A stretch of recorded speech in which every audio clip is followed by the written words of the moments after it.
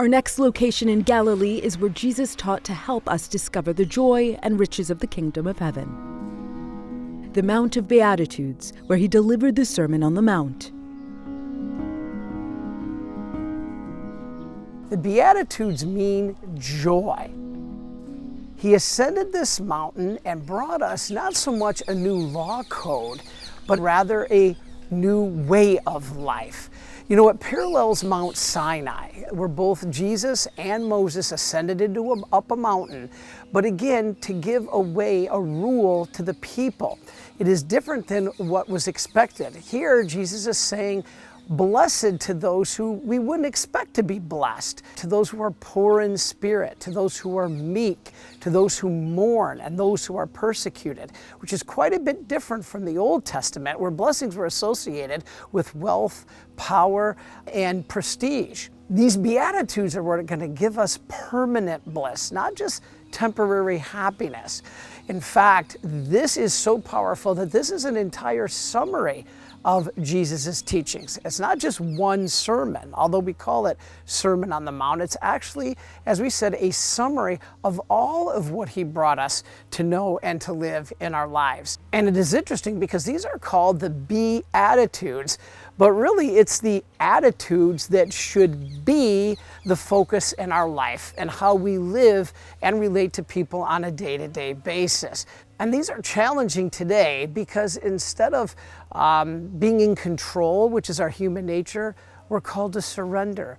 Instead of retaliating, which is our human nature, our broken human nature, we're called to be merciful.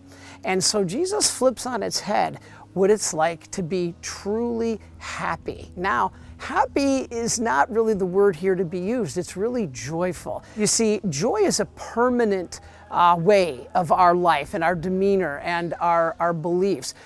Happiness is just a temporary emotional state based on the circumstances. As I always say, I will be happy if the Detroit Lions ever win the Super Bowl, but it won't bring permanent joy. Only God can fulfill that.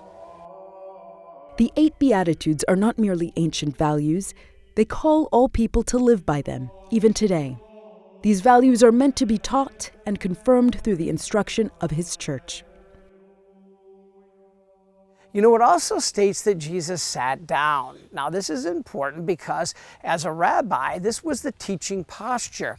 It's kind of like in our church today when we talk about the Holy Father speaking ex cathedra. It is from the chair or sitting that an official teaching is given. And so here we see the Lord described in the Gospels as doing that exact type of act. The atmosphere at the Mount of Beatitudes invites people to pray, read, and reflect. Father Chris and our guides, George and Tony, explain how the setting deepens our understanding of the Sermon on the Mount and what pilgrims can learn from visiting the site. They also raise questions that once puzzled them during their Christian formation. You know, I always thought about it even before I studied archaeology, history, and theology, but I thought about it, how could he talk to, of course, lots of people over here. So if you open the book of Matthew, chapter 5, Matthew tells us that he sat down, he went on a high mountain, he sat down, he opened his mouth, and everyone listened to him. If you go to Luke, Luke tells us that he was down there, standing and talking to the people. Benedict talks in his book and he says, if the Lord is sitting down or standing up, he's the cathedra. He is the seat. The historian of the church, Eusebius, tells us that this area over here, the projection of this mountain, opposite, of course, the Sea of Galilee, it's well known as the Bay of the Parables. That's why at certain times, you do not need a microphone. Because it's almost bowl-shaped, Absolutely. isn't it? And what's beautiful about it too, you walk into the church inside, you don't see an altar just to the east, you see the altar in the center of the church, pointing towards the dome. When you look up towards the dome, you will see 8-sided alabaster windows with one of the Beatitudes mentioned on it in Latin. Then when you look all the way to the top, the dome is made as a tunnel towards the kingdom of heaven. And people are just like, why is that?